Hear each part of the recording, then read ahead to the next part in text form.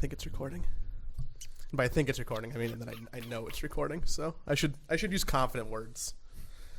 I think I always side on maybe or I think, even when I know things are for certain, because like it sounds less intimidating or like more humble. I don't know. That's I feel like that's a little bit of an our generation thing. Like I noticed the same thing with how our generation treats like waiters and waitresses. Like we go out of our way to make sure we're not seeming bossy or anything. I've never sent a food order back, even when I'm like, I hate mayonnaise.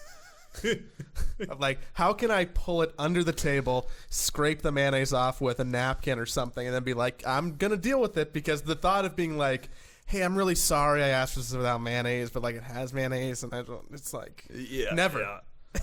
I can't do that to someone. Or like trying to get the check, you do the thing where you're just trying to make eye contact. You know, like, please, I would like to leave now, please. I'm a fan of the raising, three fingers. Yeah, the three fingers. It's like, hey, how you doing? Real sorry. I apologize for the inconvenience of making you do your job, but can we get the check? I'm sorry, my bad. I'm sorry to bother you. Why would that be? How if it's a generational thing, how are we taught that? I don't know. I think I don't know. I don't know where it possibly comes from, but it's a common thing that I've noticed in people around our age. Maybe it's because we're all just upset at our parents being mean to people. So we're like, let's be different. Or maybe that's a really personal experience I have where my mom had no qualms being like, excuse me, there's fucking mayonnaise on this burger. My dad, well, I can't say that because my dad, one of the things that my dad did and does and has gotten probably worse over time is that he gets road rage. You know, and I get it too. It's passed on. Like his temper has definitely been passed on to me. Will you do that in private or like not in private? Like there's someone else in the car. I'll do it with my girlfriend in the car. Yeah. Okay. So you have to be like really involved in your life about, like, to rage in front of them. Yeah, kinda. Well, I'm not even sure. Like, if like say for example, if Charlie was in the car with me, I'd probably react the same way. Honestly, I just there's a certain level of friendship. Yeah, there's and what it happens, and I try and be pretty. The thing about me is that I hate being an inconvenience to people. Right. Mm-hmm. And I think that's, where the generation, hey, excuse me, I'm very sorry, thing comes from. But I don't want to be an inconvenience to people. So, and I think that in general, life is just better when, if, somebody's trying to get in, you let them in, that sort of thing. Right. And so I'm very aware of my surroundings, and I try and be very allowing in that regard. And then once somebody just doesn't, do the same to me or something, I can start losing it. It's not great. I'm real nice until I'm not. Sounds like a first date story. It's like, well, I mean, sometimes, I think I'm pretty good. I'm pretty nice, but like I road rage a little bit. Like it's a soft thing to put out there to be like this is kind of socially acceptable. Like but I'm mostly a nice person. But I'm nice 95% of the time, and then once you get me to that 5%, I snap and become real angry. Yeah, so want to split the check? Like, how's the day going? You want to split the check, right? I'm just saying, I'm at 85% right now. So, speaking of mayonnaise on sandwiches, I don't know how I got here, or why I want to fixate on this. I made what felt like a faux pas ordering at Popeyes tonight. Okay. I finally tried the chicken sandwich. Okay, can't say I have, but can't say you have. I feel like I should have. I've tried to a while ago, just to like be part of pop culture. Be like, oh, this is a cool thing. This is something I can have an opinion on now. And normally I like spicy chicken. Okay. I'm a big fan of like how it seems like in Los Angeles, but also in other places, there's like a real trend for like a late night Nashville style hot chicken. Yes. So I'm like, oh, can I have the spicy chicken, please? But no mayo. And they're like, it's the spicy mayo that makes it spicy. So really, you just want a regular chicken sandwich. And I'm like, I'm so sorry, I didn't know that. I apologize to the lady, and I'm like, I'm sorry. So wait, did you end up getting the spicy chicken? Yeah, no, I didn't. It was just a normal one. So you don't have an opinion on it. You went out of your way to try and get an opinion on it, and then you never did. I only have an opinion mayonnaise on the that regular much? one. Yeah. Wow. Is there nothing that just like kills food for you? Because for me, it's mayonnaise and pickles. I can put up with almost anything else, but mayonnaise and pickles are pickles a little bit. Cucumbers. There, when I was living in Germany, that was like the one thing that I always hated was I would order a doner and I wanted tomatoes. Doner's like the spit of meat that's spinning, and then they slice it off and make a sandwich out of it. And it was they always had the tomato and cucumber mix. Like they were both pre-cut and put into one area, and it was mixed together. And I always hated that. I wanted the tomatoes real badly because I wanted the extra veggies. Tomatoes also really nice, adds a good kick to something. But the cucumber just every single time, it has an insidious flavor. It's not a strong flavor, but boy, it works its way in there. You can't not taste the cucumber. So you must get mad at both other cars that drive badly, but when you go to like a nice restaurant, they have cucumbers in the water. Yeah. You're like, fuck! We gotta leave. Away from this. We gotta leave right now. What the hell's wrong with you putting cucumber, ruining my water like that? That's like I'm down for onions on a taco, but not cilantro. I have one of those genetic defects where cilantro tastes like soap. That's a thing? Yeah. Did you, dude? That's a real thing. Yeah. So it's like the asparagus making your pee smell funny. Yeah, or but whatever. You just cilantro tastes like soap. I didn't know that until. I think it was middle school, like in one of our biology classes, we're like, let's learn about genetics. And they're doing the whole, like, how's your thumb bent backward, or is your earwax waxy? And they're like, hey, everybody eat some cilantro. Probably 2 people will think it tastes like soap. And I'm like, I don't want to eat cilantro. Like, I hate cilantro. Turns out I always hated cilantro because it tastes like fucking Dawn. I never knew that. That's fascinating. Yeah. I love stuff like that. I always look to it's a weird thing that I have, but I always look to see if people have attached or unattached earlobes. And you actually have headsets on right now, so headphones, so I can't. Okay, unattached like me. Unattached. We got the dangle. We got the dangle. I too look at that in people. Yeah, it's like a thing that I can focus on when I'm like, because I never know like how much eye contact to make with someone. I've been told before that I make too much eye contact, which by who? That's such an awkward, like, now you're literally going to worry about that for the rest of your life. Yeah, that's a really mean thing for somebody to say. It was just someone in a high school class. I think her name's Mary.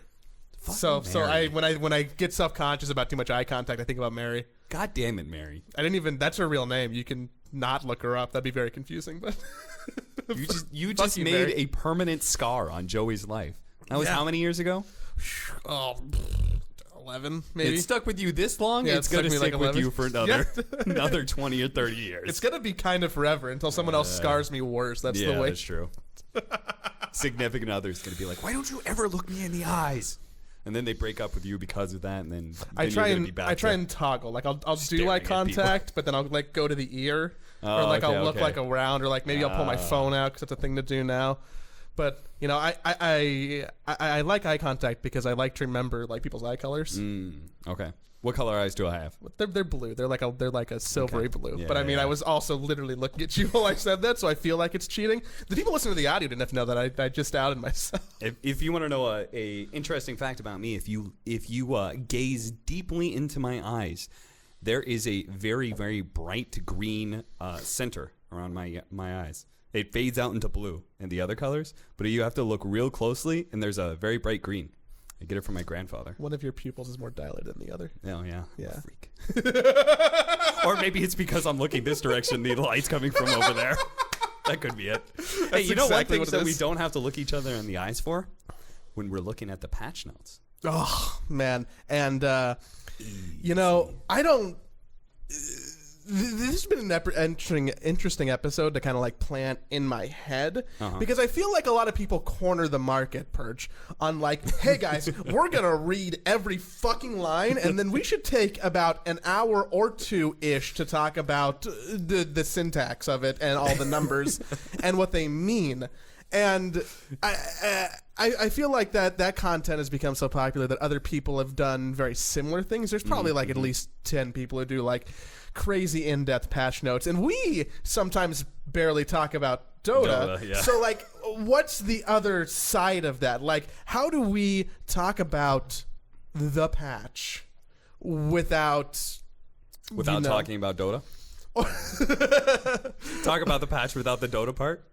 That would be a fun game. Like, how can we relate it to anything that's not Dota related? Well, I mean, here's one thing. The patch came out. Joey, when was the last time you played Dota before the patch came out? I think I played a turbo game a week before the patch came out. Okay. But holistically, not very much before the patch. And how are you finding the patch? I'm very curious about this because I've been trying to sort of mine information from like general public on their feelings. So I have a very hyper-specific complaint. Okay. It changed my courier hotkeys. Oh, no, I've heard that one. A lot of people have that complaint. Don't worry, you're not the only one. Oh, because I thought that like I changed my courier keys to be like a little absurd. Uh-huh. The collect items button I think changed for everyone. Maybe. Yeah. I think so, or something. Yeah, I don't know who thought that was a good idea to move that key or why it had to move, because every time I want to pick something up and have something fly over to me, it's just not happening. I have to think about it every time. I haven't reprogrammed my brain yet for the new courier. So that's been the biggest mental block. So wait, can you not put it back to what it was? Yes, I did. Oh, okay. I did, but then I waited long enough to do it where like I was pressing the new button for a minute, and then I had to go backwards. So I should have done it immediately instead of trying to change and adapt. That's a classic mistake. Whenever I'm like playing on someone else's account, when we're at a LAN event and we actually have computers for once, well, like somebody's playing a game but they have to go on panel or something, like somebody else subs in for them, and then you get it into your head too much when you play like a half an hour on that person's, like, you start memorizing that, and then it sticks with you. You can't get it out. But have you been enjoying it outside of your courier troubles? I've been enjoying it mostly because so I've been playing more Dota in the last week than I probably have in the last 4 months combined. Okay. So it did something for me to at least interest me enough. I think that it's different enough that I feel like I need to play. Okay. Almost like I'm indebted to the game so that I can be like, what is different? Mm-hmm. Obviously, the one of the big things that changed is the neutral items that spawn now. Yes. Which is still something that took me probably like 3 or 4 games to understand. Mm-hmm. I thought reading the patch notes that all the items spawn just on a percentage base. Yeah. But I didn't quite get the cap of 3 per tier. Well, that's because there wasn't a cap originally. So you had the reading comprehension. Don't worry. Okay. Then very Ice Frog quickly realized that I sometimes wonder. I think sometimes that honestly, I think Valve or Ice Frog, they already know what they're going to patch. They have in their head like a 90% this is what's going to need to change, but let's just put this out there to see what it's like first. Yeah. It's a way they can test to see if they're also correct. Yeah, because there's no way Valve didn't see the outrage coming up what? You're going to put RNG in my esports game? What? Well, outrageous. They really did that. Yeah. They got that feedback. They definitely got that feedback, and Ice Frog, probably just looked at it and was like, okay, I'll just put a cap on it. And that actually kills a lot of the RNG. Let's fiddle with the numbers a little bit. Let's put a cap on it. Everyone gets 3 items per round. Nerf some of the more OP items, and then all of a sudden, Dota's actually kind of Dota again. Yeah, it feels like my games as time's gone on with the patch, because how many sub patches has there been in the last week now? 3? There's been A, B, and I think C just got released after the qualifiers finished.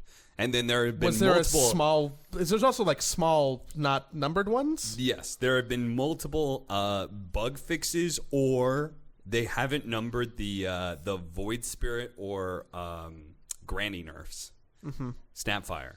They'll just nerf those heroes or like something. They'll just change like the numbers on it, and they won't actually release like a patch note about it. It's really weird. It's like they're just like, that hero wasn't that OP. I don't know what you guys are talking about. Well, they did talk about before the patch came out that they're like, are you guys sure as a community that you want it right now? Because you're going to play the qualifiers on stuff that is kind of kooky. Yeah. And I feel like a lot of the coverage on it, because we had the patch and then immediately go into like, hey, let's qualify for the next major minor. Yeah. It's like, hey guys, do you know Magnus Skewer has no cooldown? That's cool, right? Yeah, there's I saw at least one team was abusing that. That was Ninjas in Pajamas. Gunner was he had something crazy.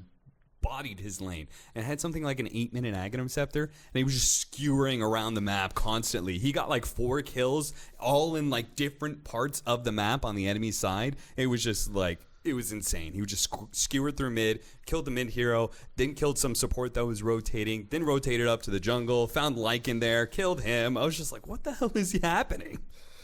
Speaking about the jungle, yes. I am I like an old person now, because I feel like I'm a lot less receptive to change, which feels like a cornerstone of old people. I haven't, it's probably just that I haven't played enough games, but I'm still getting the slightest bit lost on the map. No, I think that's I think that's somewhat common.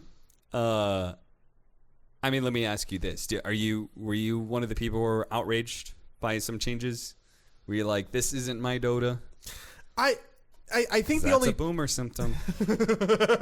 No, I don't want any of those. I'm gonna lie now and say that I didn't have a problem with that.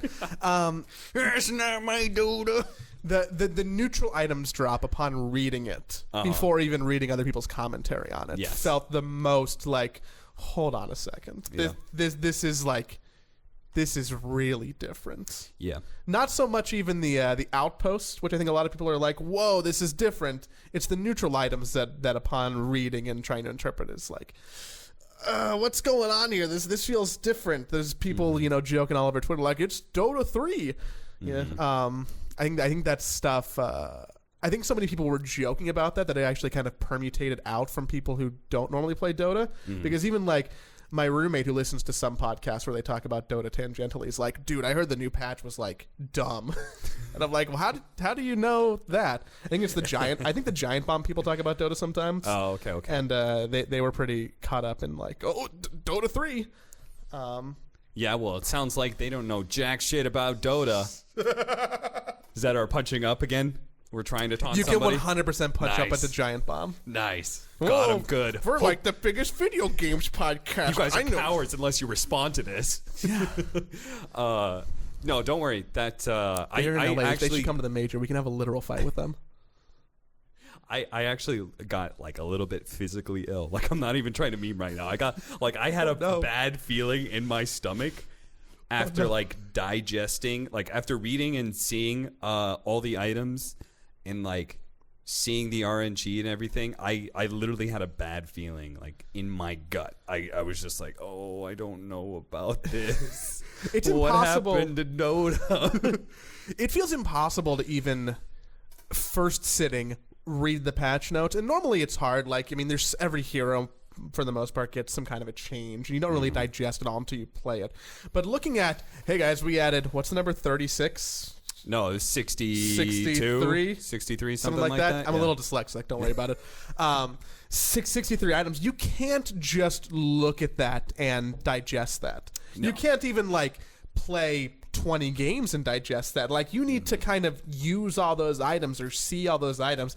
And people who aren't playing Dota all the time, who are like either casually playing or like playing a couple games here and there throughout the patch, or are going to come back to play because it's like winter break and they're not on school, is going to be like, a lot of people have to be like, what the fuck?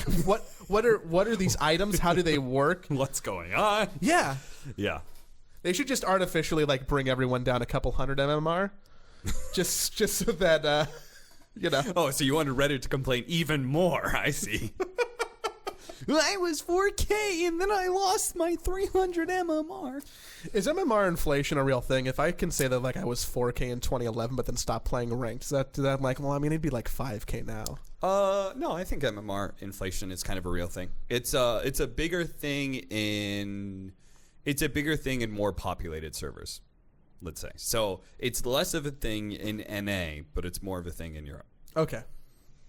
And for anybody who's like an angry European or anything like that, I'm not saying like 6K NA is better than 6K Europe or anything. I've played both regions. It's more like the fact that Europe just has more players. Therefore, the higher end level of players can get higher MMR.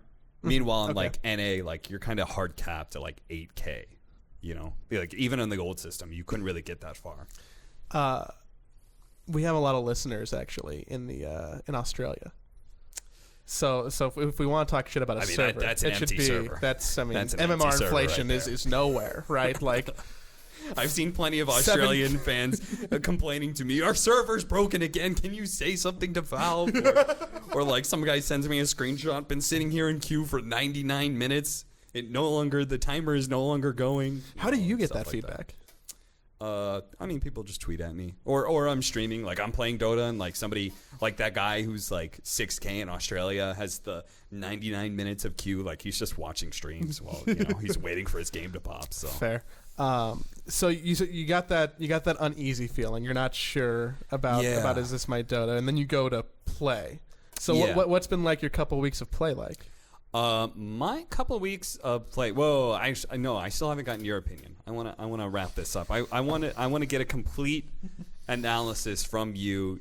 Patch, yay or nay? How much do you like it? Patch, yay. Okay. Because if nothing else, I feel more encouraged to play more Dota. Okay. Why? Because I want to learn what these changes are. Oh, okay. I feel like I have a drive to re-educate myself, which is kind of making me fall back in love with actually playing Dota, which is something that like I haven't forced myself to do. Like I haven't made the time to do it. Yeah. But now I find myself making the time to play Dota again, which is something I haven't done in a minute. So overall, if you just look at it like that, yay. I have fun playing Snapfire. Okay. Yeah. Just because I like characters that are like characters. Yes. Whereas Void Spirit's like I don't care about you as like a character. Like I'm not gonna go see another purple ninja samurai in the world of fantasy games. Like very uninspired. I'm not gonna go see a Void Spirit movie, but I'd go see the fuck out of a Snapfire movie. Yes. Snapfire's character development is just, they did so many things right with her.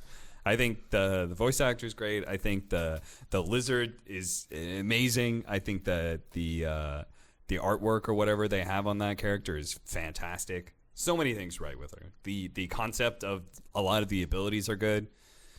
Yeah, she's easily one of my favorite heroes ever now. Yeah, I agree. She's definitely up there just because she's so memorable. Don't cough into the mic, Joey.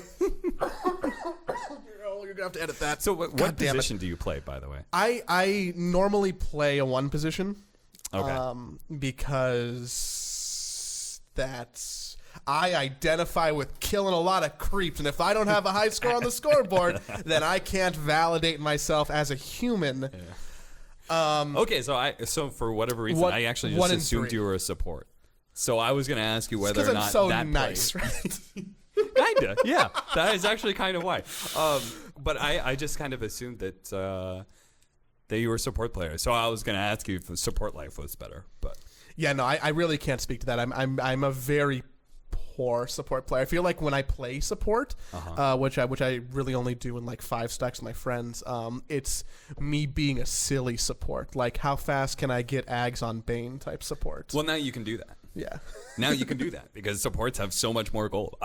So the reason I've been doing this is because I personally feel like a lot of what Valve did with this approach of the patch is they tried to make playing support more fun and therefore make the new player experience better, right? Because everyone who gets pulled into the game, like if you're starting off the game totally isolated from anybody else, maybe you're playing some core positions. But I think most people get pulled in by their friends, and then because their friends know they're new, they're going to tell them to play Lich 5 and buy wards, and their new player experience is miserable, right? Because all they're doing is dying. They have no power in the game. They're just buying wards. They have no gold. They can't buy items. They can't cast their abilities because they're super, like low HP, and they just die all the time. So their new player experience is miserable. So now, like, I think that is significantly improved. It's a very I don't know, what would you call holistic way to try and address a problem? Like it's not like, oh hey, let's build a new tutorial, or hell hey, let's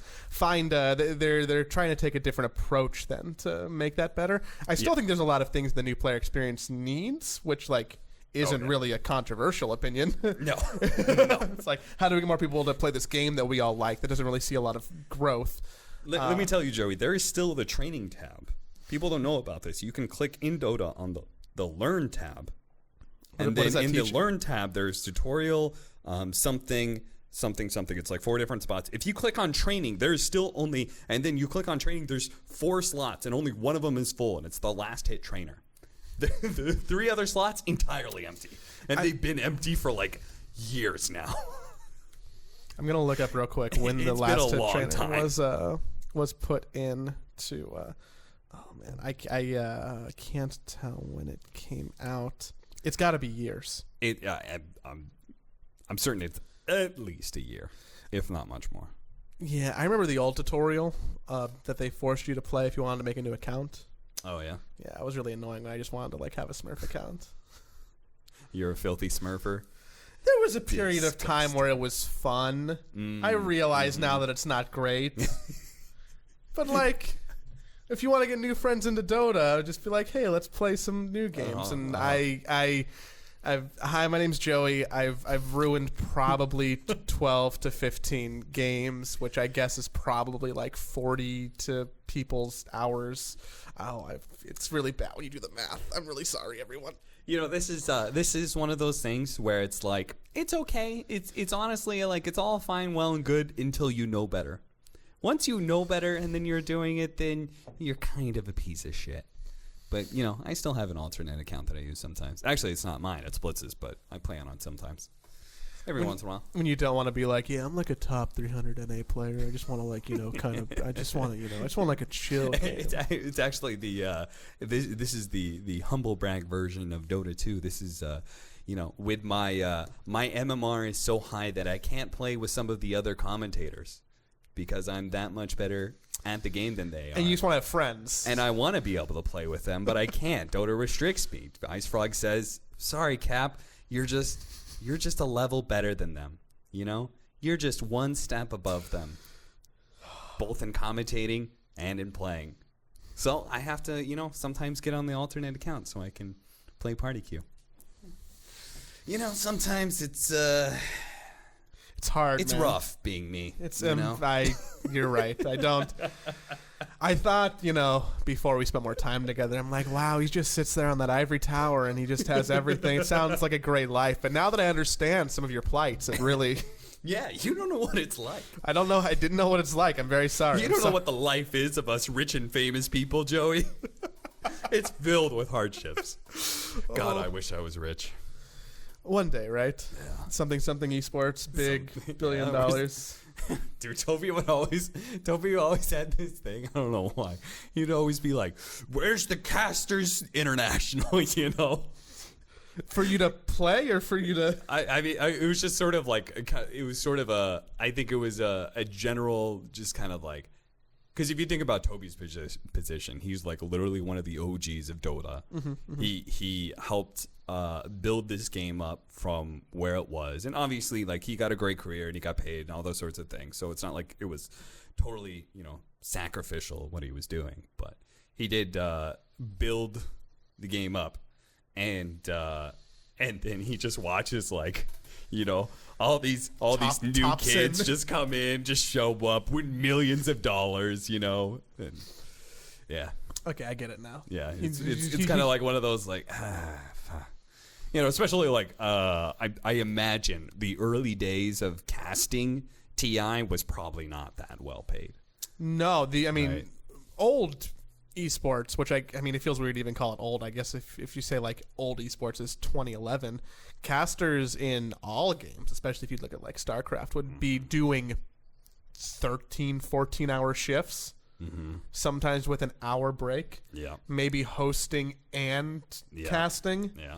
Like we've definitely come to a place where people have put their foot down and they're like, hey, I'm either going to do that and you're going to pay me a lot of money, or you're going to pay me like a fair wage and I'm going to work a fair day's work, and it's not going to be like a, production days are long in general, even if you were like working entertainment. Like a production day for most people on set is still a long days of work, but 13 hours of talking nonstop is not acceptable. So we've gotten away from that. I'm pretty sure in Too Good's expose, I guess is the right way to call it, when he went down in flames and released that big like 10-page essay on just the history of, I'm pretty sure it was in there that like Valve actually didn't know that they needed to pay people for like TI work and stuff. It's like, wait, you guys aren't just doing this out of passion? And then and like TI4 pay only really changed until TI4 and TI5. There was definitely the very first TI worked was TI4, and I only did group stage, but there was definitely some questionable. There was the autographs. That was the first year they put in the autographs, right? Yeah, and I believe you had to. I think there was lines in Banner Royal Hall, right? Oh, and, yeah. And you were like sitting at a laptop, and you had what was like a checkout scanner, and you would scan people's badges. Yes, and it would digitally from a website that you can like type in whatever you wanted your autograph to be, like the name for Capitalist. Yeah, there was all that, but there was also the there was the in-person autographs that you could get, which would give you the digital autograph. But people could also buy the digital autograph, right? By putting in an extra $1 on a chest, and they would get your autograph on that item, right? that chest, yeah. Okay, I forgot about that. So the original contract, the TI4 contract, was that you didn't get a dime of that until that exceeded the amount that you got paid. What? So here's the amount that I got paid. Say I got paid $5, right? I did not get any signature money until they made $5 off of my signature. Then I got everything off of after that, minus the Valve cut. Yeah. So, as you can imagine, someone like me, TI4 group stage caster, very well reviled at Join Dota. Not a lot of people liked me back then. Every single signature that was bought back then, if you're listening right now, you bought that signature. I thank you from the bottom of the heart, but I did not see a dime of that money. I appreciate the effort, though. Now, after TI5, they changed that, and it's been great ever since. And to be perfectly clear, Valve does pay the best of any tournament organizer, I think, in esports. I think that's true. They actually pay like very, very well. It's just combination of like they just didn't know and probably didn't really care that much. Yeah, and they're probably not being advised on it. Yeah, right. Yeah, they're more focused on throwing the tournament. I have my proudest item that I own in Dota 2 is that I have my own autograph. Oh yeah, which I'm not supposed to have. Really? Because I've never been like that. But I've never been a person at an event who would even come close to needing to have one of those, or anyone would want one. But the security at TI4 was so lax that one of the artists just like walked away from the computer station during their signing session. I just like changed the thing to say Leaf Eater, then I scanned my badge, and then I changed it back. So you have a digital autograph? Yeah, I have a digital autograph, like one of the OG ones that says my name. It is literally one of one. I don't know how many items exist in the Steam servers that are one of one. That is the rarest autograph. Maybe. Oh my god, that's awesome. So there was a lot of controversies, I remember, with that whole system set up. There was a lot of problems. Because also the secret shop was incredibly slow, and people wanted to buy items because you could resell the items for just a comical amount of money on the Steam store. So I'm like, hey, I can watch games, or I can stand in line for 3 hours so that I can get all these extras, and then I can like sell the couriers. I think between 2014 and 2018, I didn't put a single dollar into Steam. I just coasted off of like old like TI4 Secret Shop stuff. I still have my old TI2 courier. I think it was from TI2. Lockjaw. Yeah. I still have the Lockjaw. I got me one of those. I will never sell that one. That one holds sentimental value for me. So I love my Lockjaw. And now you can always see your Lockjaw. Yes. Because one of the big patch changes that a lot of people are talking about is that everyone has their own courier. It's like turbo mode. Okay, so another like theory of what Valve wanted to do with this patch, right? Increase teamwork, right? How do you increase teamwork? Well, first of all, you cut away some things that people just have, let's say, problems with each other, right? What are some of the things that get problems from each other? Stealing stacks.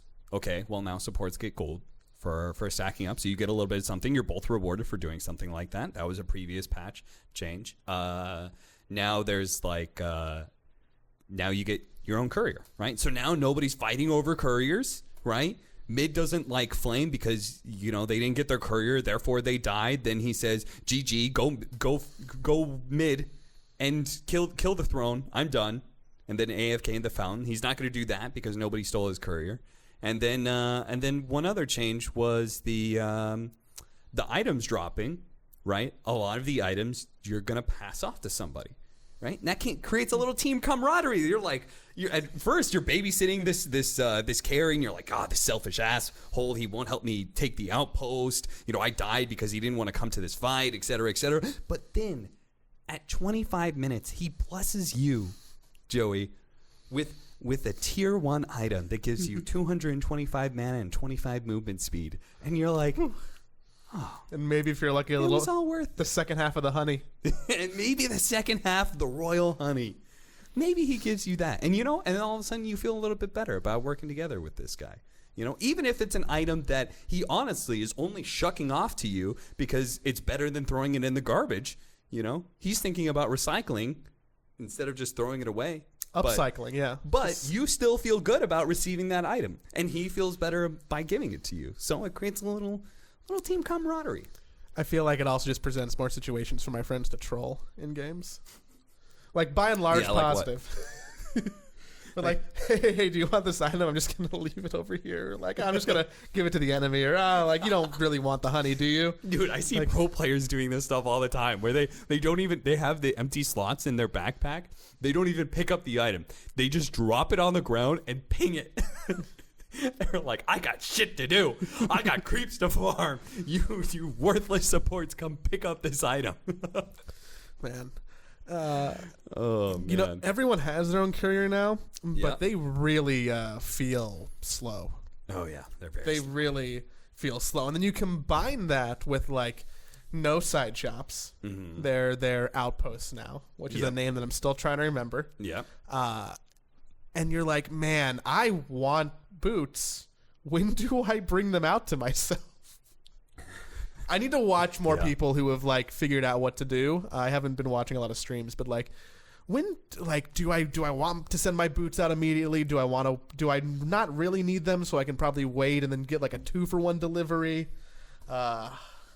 If you want the secret, it is off the bounty rune and like the first 2 CS. Bring yourself. You should only start off with healing salve and tango. That's the most amount of regen you should start off with. And then in that first bounty rune plus like 2 creeps, grab another set of tangos and then 1 attribute item. Maybe 2 branches, maybe a circlet, maybe a gauntlet of strength, something like that. And just keep ferrying regen. Keep buying mangoes, keep buying healing salves, and a little bit more attributes, and a little bit more. And what you do is you just keep on spamming and attacking the enemy and slowly getting stronger and stronger until one of you has run out of regen. And then that person has then lost the lane. That's the essence of Dota 2 laning phase right now.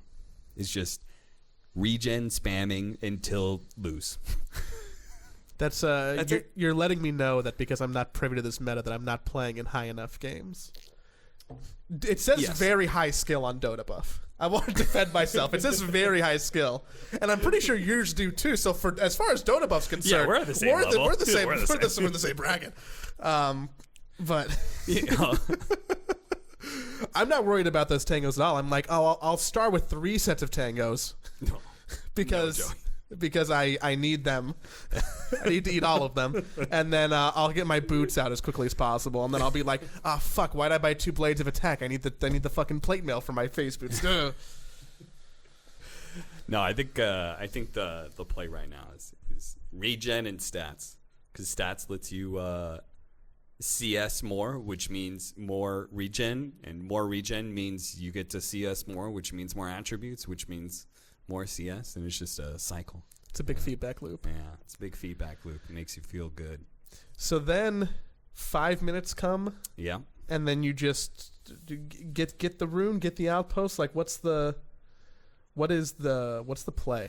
Yeah. Okay. How do outposts work? So Dota right now is like, so at 5 minutes, these outposts, or sorry, at 5 minutes, bounty runes spawn. Mm-hmm. So what you want to do is at like 4 minutes and 30 seconds, you want to push the wave, aka you want to attack the creeps and push those creeps into the enemy's tower. So then they're sitting there going, oh crap, bounties are spawning, but I need to get this CS. And you know that carry's not going to go for the bounties. You know he's not, because he wants the last hit on those creeps. And that means that poor 5 position support is sitting there going, well, I can't get the bounties by myself. I'm just going to go out there and die. And then you've just secured yourself 2 bounty runes. You do that on both sides, boom, 4 bounty runes, the enemy is demoralized, and you've won the game. Then 10 minutes, the outposts spawn. You've got the 4 bounty rune advantage from last time. Therefore, you've won your lanes, because the enemy's demoralized, you've got more gold than them, you've got more attribute items than them, you're stronger than them, you've won the lane. At 10 minutes... then whatever lane has won the most, whatever lane has the Juggernaut, Venomancer, Lifestealer, that hero can be by himself, and he will attempt to take the outpost and bounty rune at 10 minutes, and the other 4 of you run to the other side and attack the other outpost and try and fight the enemy, because it's either going to be a team fight, and you're stronger than them, so you'll probably win that team fight, or they're going to back down, and you might be able to get 4 bounty runes again and 2 outposts, meaning lots of experience. And the way outposts work is that if you control both of them, you don't get the benefit from both. You're just denying them from the benefit. Yeah, it's an anti-snowballing mechanism, I think. Like, if you controlled both outposts and got double the experience, the game would be over very quickly. It would be entirely about the laning phase in the first 10 and 15 minutes. It still is about that, but instead it's controlling 2 outposts just means you have denied the enemy experience rather than getting double yourself. But it is still massive, and it's still what most of the Dota game is about right now. Surprisingly enough, a lot of pro Dota is not about the neutral items. Everyone pumped up those neutral items. Dota's an RNG game. It's just a casino now. You're just rolling in the jungle, hoping for good items, and that's how people are going to win Dota. But it's actually not at all. It's entirely about outposts and early fight. Most games, it seems like the neutral items get crazier the longer the game goes on. Yes. It seems like games are ending relatively quickly. Yes. So we're not seeing 70-minute games with just potentially game-changing neutral items. I played a shit ton of Dota so far. Streamed every bit of it, twitch.tv/Dota Capitalist. Joey, you should be watching that if you want to be able to know what to do. I never see you in my Twitch chat. I'm like logged out. It's like under a different name now. It says cyber garbage because it's like a different thing. Never seen cyber garbage in there either. Anyway, what was I saying? Oh yeah, I played a shit ton of Dota. I've never gotten a game that's gone past 70 minutes.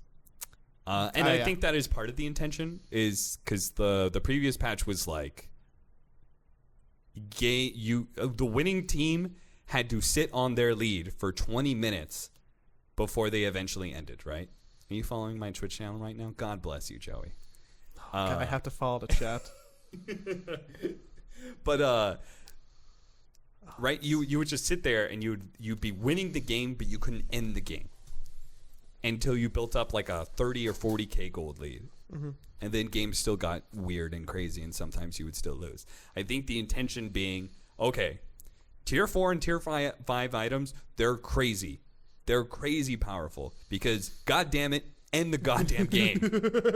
If you're winning at 40 minutes and items come out, go end the game with those items. You know, I think that was the intention of it, honestly. Yeah. And it seems to be working really well because, again, very few games have gone past 40 minutes for me, and no games have gone past 70. I look forward to what will eventually be the super outlier, incredibly hype 70-minute pro game. Oh, yeah. That's like a winner's bracket finals that's back and forth, and they're like, oh my God, they got a Phoenix Ash. What is good? But until that happens, like, those items basically don't exist. Yeah. It's fun for commentators. Dota is naturally more a drawn-out game. It's more of a marathon than a sprint when it comes to commentating. So you need extra topics to talk about. How do you prepare for, like, are you studying all those items? Like, do you like make flashcards and you're like, I gotta... No. I mean, the audience knows that the items are new, and therefore I don't feel any shame in having to highlight over an item in order to call it by its name. So that's what I'll do most of the time. If I'm not controlling the camera, sometimes I'll just, ask like the observer to say it, because I know the audience is learning too. So I think it's an okay process. Anybody, like, I've heard that a lot. Like, people are like, oh, but aren't you guys going to get lost with all the items and stuff? Like, not really. Most of the time I have a computer and I can look at the items and remember what it does and everything. Yeah. And in 6 months, you will just inevitably know 98% of them. Plus, again, I've been playing shit ton of Dota. That is my prep. I literally just, like, playing Dota is actually how I prepare for most of my commentating. It's just play and experience games, and I'll just have ideas and kind of know what's coming, basically. I'll know how people play when it comes to NA pros. I'll know what to be doing, what not to be doing. A lot of what not to be doing. A lot of mistakes being made. You gotta learn from mistakes, right? Yeah. But that's most of my prep. But when it comes to neutral items, right, it's like now it's this thing that, like, at every timer you could talk about the items that are being dropped, and you can theory craft on where those items should be going, and the pro players aren't experienced enough to really know better, so you can actually come into it with some expertise and say, like, that item shouldn't be on that guy, it should be on this other person. Or this guy has a tier 3 neutral item in his backpack, why the hell isn't he passing it off to somebody if he has full items inventory? Like, you could do stuff like that, which makes, personally, for me, commentating a lot more fun. What else happened in the patch that you feel like is worthwhile to talk about? Outposts and neutral items were the biggest things. There is the level 30. Dota, for the first time in its history, it has always been 25 levels. It's been that way since I played Dota, and I played Dota 1 back in, like, the split-up version when it wasn't even Dota All-Stars. Back in my day. Yeah, that is some real back-in-my-day shit. Like, it went to level 25. That's what everyone did, because that was the cap, right? That was the cap on the Warcraft 3 heroes, I think. Mm-hmm. They all went to 25, so that's just how it was. For the first time ever, you can now go past level 25. You can now go up to level 30, which unlocks your entire talent tree, which makes for some pretty hype heroes if you can actually get that far. But again, most games are over by then. Yeah, they're not going that far. It's another example of, like, hey, here's another giant power spike you're getting. Go end the goddamn game. Why are you still playing? Stop drawing this out. Yeah. There isn't too much for me that I've noticed outside of that. Like, there's so much in theory to talk about, but it feels like outposts, neutral items. Yeah, I think those are The new things. heroes in a lot of pubs just because they're so prevalent. I have a lot of friends who won just a lot of games playing Void Spirit. They kept on nerfing him a lot, so I know a lot of people are really happy. I know a lot of people are really happy about that. That hero's busted, by the way. Void Spirit, broken hero. Snapfire, broken abilities. Slightly broken hero. Her ultimate, Mortimer's Kisses, has the most damage I've ever seen any hero have in the history of Dota. I don't know how that ability does so much. It flies so far. It goes so far. It goes so far. It can be in any team fight. Basically. And you'll have to... Feels like a global gyrocopter thing, basically. Oh, yeah. It's terrifying. I think the level 1 ultimate does like 2,000 damage. And then you include like the AoE burn damage that's also happening. You get up to like level 25 where you get the talent. It does something absurd like 8,000 damage by itself. If you get like Kaya, it's so broken. It's so broken. But the rest of the hero is actually kind of fine. So it's I play or used to play a lot of Chaos Knight. It was my go-to pubby one position hero. Yeah. Was a top 15 Dota buff Chaos Knights. It would be like like AUI 2000 and then like like Ramses and like some other pros, and then it would just be like me. I would just chill up there. I wouldn't say that I was like an expert, but like there's like one hero that like I can talk pretty proficiently about. So when I look at patch notes for any patch outside of the big things, I'm like, how are we changing my hero? Because this is a predominant way that I falsely inflate my MMR points. So you pull a Blitz Dota, you control F and then put in your hero to look at your hero changes. I look at Chaos Knight, then I look at Troll Warlord, then I look at Ursa, then I look at Spectre. Okay. And that's about the extent of it. Okay. Well, I mean, Ursa, you got to be happy with Ursa. Ursa's fun. That hero right now. Ursa's fun. I don't think they updated the tooltip to explain the jump properly, or like show how it, because Ursa when you do the pounce you get a little leap now, which is fun, and it makes chasing someone so much easier.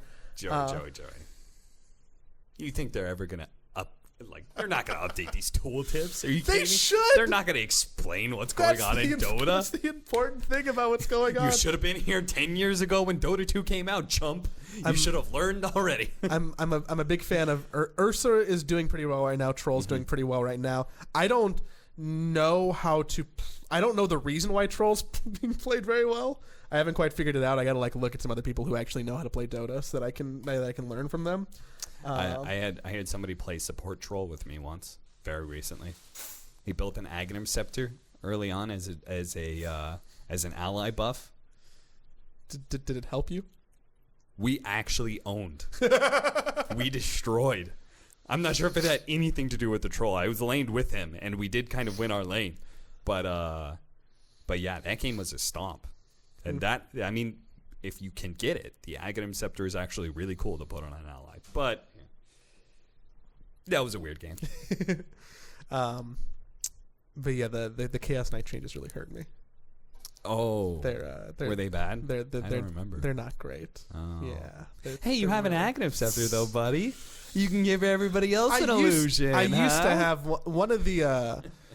When I was still thinking that it would be a fun idea to like make more clowny Dota videos about stuff that isn't good, but presented in a way that is. I was trying for a real hard time to fiddle around with a support Chaos Knight when he had the Ag Scepter that would give Phantasm to other people. Yeah. I'm like, this has to be a thing. I have to be able to craft this into a thing. It never happened. It never worked. There was never a scenario where even as a joke, you can make it seem funny. But new Chaos Knight Ags feels the same way. Yeah. It's like, why did you change that? Why did you get rid of all the agility gain? Yeah. Why are my illusions so they disappear instantly? There are some Aghanim Scepters that I just don't understand what. It really bums me out that they didn't give Ags to the new heroes. Now that everyone else has one, we're back to a situation where not every hero has one. Okay, so again, same thing with the tooltip. Same thing with the heroes not having Aghanim Scepter. Same thing with Valve being like, hey, can you guys delay the qualifiers a week because we're not sure if this shit's going to be good by the time you need to play. This update was a rush job. It seems like very clear, right? It's like they don't update tooltips, I'm pretty sure, because they don't know if that hero is going to be the same way. It's not going to work the same way a month from now. They don't know if that new ability, they don't know if Ursa's going to keep his little leap. They're not sure because this is a rush job. And, once they've balanced out the game, then they'll update the tooltips. I feel like Valve needs to do temp hires around patch time and just pay 3 or 4 people to go through a very long, tedious bullshit checklist to be like, hey, can you do all the stuff that is 7 miles below our pay grade? Yeah. Yeah, you think some guy getting paid $400,000 a year at Valve, you think he gives a shit at some tooltip has instead of the in it, people post on Reddit? That guy doesn't give a shit. That's way below his pay grade, but there's nobody else below his pay grade. So it just makes me think that whoever the developer's favorite heroes are, their tooltips updated because they play them. But so clearly, not a lot of devs must be playing Ursa. That's my takeaway. So I'm like, what about the pounds? It's a big change. Why do I not know it unless I read the patch notes? Let me tell you, I actually just got done playing a game with one of my favorite heroes who also got an Aghanim Scepter change. And so I'm right there with you in the why the hell did you do this? Clockwerk has an Aghanim Scepter now that allows him to be able to refresh his abilities. For 8 seconds, he has increased attack speed. Is it what else is it? Is it movement speed? And then is it Scepter Grab grants you overclocking, refreshing all of your abilities, granting you 40% bonus movement speed and 200 attack speed for 8 seconds. After the duration expires, you become stunned for 4 seconds. You stun yourself for 4 seconds. Okay. So, first of all, they, for some reason, gave it an Aghanim Scepter that has a significant downside. Very few Aghanim Scepters are like that. Why the hell do you have an ability that can stun yourself? That is so dumb. But, let me just elaborate on how dumb this Aghanim Scepter is, right? They literally took Clockwerk, my sweet clocky boy. They took him, and they said, what are some of the things and items that Clockwerk players don't build on this hero under any circumstances? I know. A refresher. Yeah, nobody uses refresher. You want to know why? Because you can't double battery assault. That's not a thing. All you do is refresh the duration. So you can't double battery assault. Double rocket flare, double hookshot, double cogs. I mean, that's okay, but it's not it's not great. Your primary ability is battery assault. You gave him a refresher, and he literally can't use it on his primary ability. Okay? And then the other thing. 200 attack speed? That's a lot of attack speed, Joey. Let me tell you, that's a lot of attack speed. That's really fast. You're swinging. That's more than a moonshot, right? You know what the one other thing that Clockwerk players never build on Clockwerk? Right-click items. Nobody builds Clockwerk with right-click items. So why the hell are you giving him an Aghanim Scepter that does those two things? It literally gives him... Nobody wants to build right-click items on Clockwerk. Nobody wants a refresher. Maybe they're trying to teach you how to play Clockwerk. Maybe everyone should be building right-click items on Dude, it feels like that. So, it feels like some dev at Valve is like... These guys are stupid. At my 2K level, you know what I do? I build Daedalus and Desolator on my Clockwerk, and I'll show these noobs how to do it. I'll give you a hint with this Aghanim Scepter that I'm going to give you. What the hell? Do you want 4 Hyperstones and a refresher? Being stunned for 4 seconds is so long. So when would you pop this? You would hook shot into someone, cog battery assault, pop your ult, hit them a fuck ton, hope they die, then you're stunned for 4 seconds, and then hope that in now the 13 to 14 seconds has been going on for that no one comes as backup. Yeah. Because as soon as you would just hit the thing, everyone would be like, hey guys, in 8 seconds Clockwerk's gonna be dead. Yeah. No, I actually just played a game with a 5-stack. I played with Merlini, Gunner, and like a few other people. And I played Clockwerk, and I actually owned. I'm a great Clockwerk, so I was actually kind of carrying us in some of these fights. And I built Aghanim Scepter because I was doing well.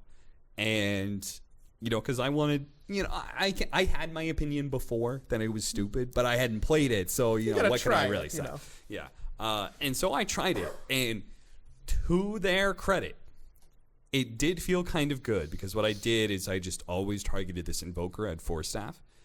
And I would always catch him with my hook shot. I would cog him, activate Battery Assault, Rocket Flare, and he would 4-staff out of the cogs and he would get bumped out. And then I would hook shot him again, cog him again, refresh my Battery Assault, Rocket Flare him, and I would kill him. And I 100% was dead. Then I was stunned for 4 seconds. And what the hell am I going to do with a 4-second stun on me? Like, hey, team, I hope you can help. Yeah. I mean, effectively, what I'm basically doing is I'm spending 4,200 on an item to negate an item that costs 2,200, right? I am basically using 4,200 gold to try and counter 4-staff. I'm getting an Aghanim Scepter to re-cog that person because I'm not reapplying battery assault. All I'm doing is getting back on top of them and re-cogging. That's all. It's not worth it. It was not. It was not good. Well, I guess we can just throw it in the pile of useless Aghanim Scepters. You can hang out there with Chaos Knights, and I'm forgetting who else is comically bad. The Lycan one is not comically bad. The Slacks idea. They put Slacks' idea into Dota 2. That really hurts. I don't know why, but it feels bad. Your tweets for Twitter thinks that I want push notifications for all of them, and I'm not saying I don't. I feel like that started off as a very aggressive sentence, but I feel like I've seen a lot of talk about Lycan. Yeah, so I had a Lycan 3 position with a safe lane Ursa against me, and the Lycan built Aghanim Scepter. And he would bite. Every single time he would bite the Ursa and turn him into a wolf.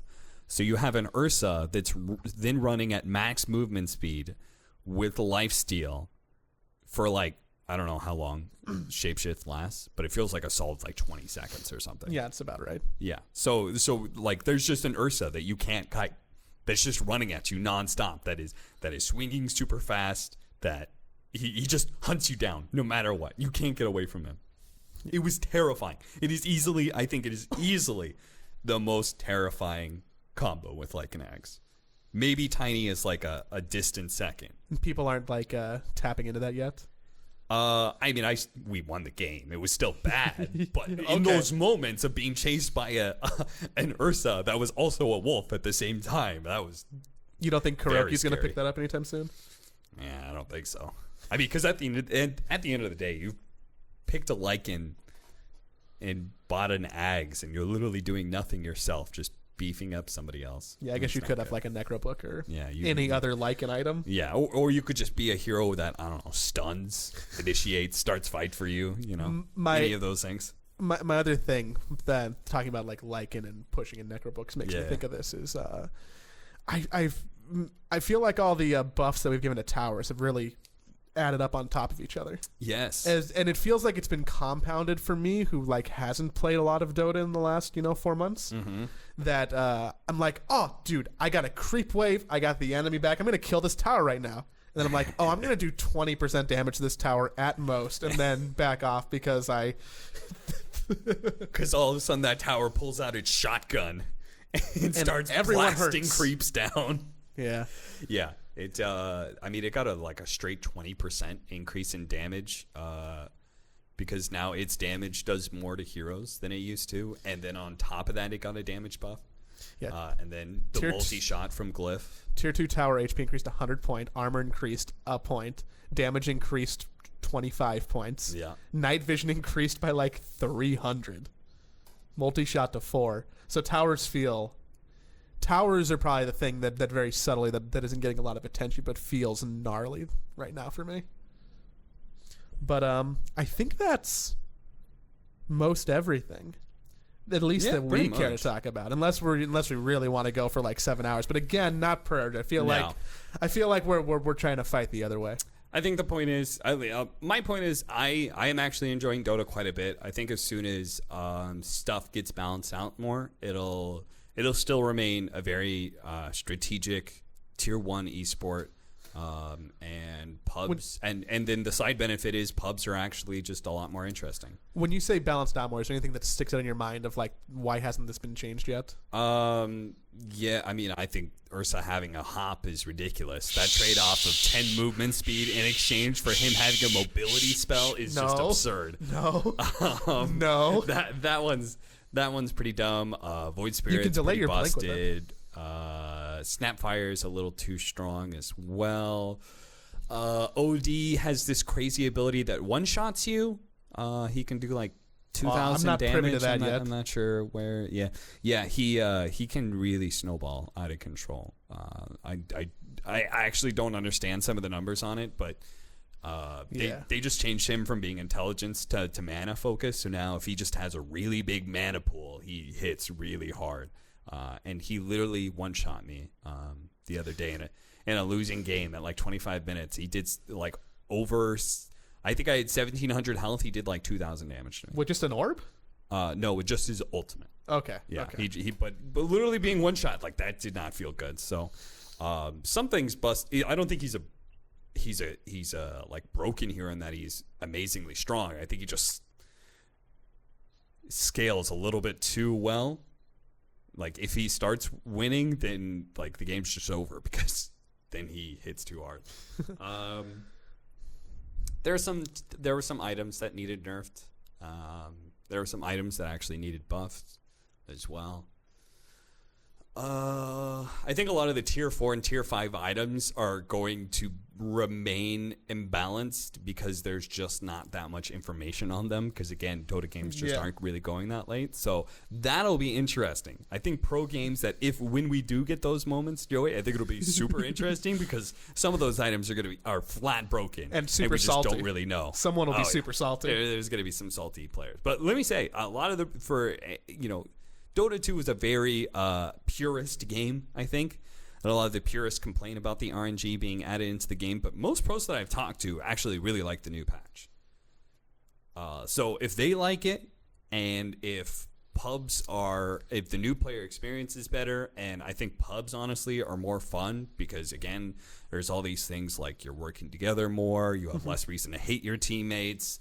4 and 5 position is more rewarding to play. All these sorts of things. I think all around, great patch. I put out a tweet that was like 7.23 is either going to be Ice Frog's biggest failure or, his, what was it? I don't know, his most ambitious, attempt or something like that. His big oopsie? Yeah, I feel very strongly. It definitely wasn't his biggest failure. I think this patch was actually really ambitious, and I think it paid off. I think it's great. I'm excited to play more Dota. So it worked for me. That being said, I'm going to go pour one out for Chaos Knight and be like, man, I think I'm going to grind back on that leaderboard anytime soon. Well, and I'll pour one out for my stupid Clockwerk Aghanim Scepter. Only hero not picked at TI outside of 2 others that got, very, very buffed afterwards. So, hey, old Clockwerk still in the shitter. Still in the gutter. They're just going to change him around. They'll figure it out eventually. Yeah, eventually they'll figure out that he doesn't need a refresher. They're like, let's check out Dota buff. Let's look at the refresher pick rate on Clockwerk. How many people? 0.001%? I guess we should give him an Aghanim Scepter that does that. Jeez. Well, until then. Until they fix Clockwerk. It might not be until the next time that we're back here doing this. So it might be a long story arc until they fix that hero. I'll make enough tweets, Joey, that they will fix this. If they'll put some of Slack's ideas in the game, then surely you should have some clout to do something. Yeah, they're gonna give Slack's stupid ass wolf pack a go. Then surely they can accept my ideas of Clockwerk. I love Lycan. Such a fun hero. Thanks everyone for hanging out with us. I know that I didn't do much of an intro at the top, which is probably a bad thing because now anyone who wants to skip on to the next thing on their podcast player or like close the YouTube video will be like, well, fuck, it's over. They're just going to say the words that I don't care about anymore. So no, please listen to the words. Shit. If you're watching on YouTube, thank you. Our faces are kind of pretty. Thank you. Hey, yeah, I know. I did my hair for you today, so nice. I didn't have to, but I did it for you, so you're welcome. If you're watching on YouTube, you can get us on Spotify, on Apple Podcasts, on Google Podcasts, wherever you want to get the podcast. Just follow us on the podcast player. It is helpful, so much helpful, super duper helpful. Yes. We literally get paid more money now if we can do well on Apple Podcasts. As like a growth metric, like as a goal to hit, and the way that you can literally support us financially isn't like, oh, go to the Patreon or like, oh, click subscribe. It's like if you can just leave us a review on Apple Podcasts, it helps the metrics a ton. So only they're bribing us. One. They're bribing us into making a good podcast, and we are in turn bribing you into artificially saying that our podcast is good. Please do this. Or guilting them into it. And we'll read your comment. Yeah, we'll read your comment. Which this time I remembered to bring something. It was the only thing I have to do, and this time I remembered it. So I've got 3 comments for this episode. 3 comments? To make up for the missing ones before. Did you pick them randomly? I'll do 3 for next time as well. Okay. I picked them somewhat randomly, I'll be honest. 5 stars. Hey, great rating, by the way. Dota Chat. It's the topic by Gimpy Joe. I came for the Dota and came again for the bruised penis stories. 5 stars. Thank you, Gimpy Joe, who's also my mod on my stream. Certainly not biased. Inspirational. 5 stars by Alfredi Yang. Or Alfredi Yang. I think that's right. Alfredo Yang. Leaf Eater is extremely comprehensive and educational. This sounds like a robot. I learned a lot on how to be a better Dota player after absorbing some of the most difficult concepts that were broken down into easily digestible components. They didn't listen. All in all, a fantastic guide for any novice player to take up if they want to become something more. Thank you. Definitely not written by Joey. I didn't write that. I see the super obvious fingerprints. Oh, now let me give you one more. It's called Fuck Alex by Corn Soup. Nick and Joey all day, BB. Who's Nick? Hello?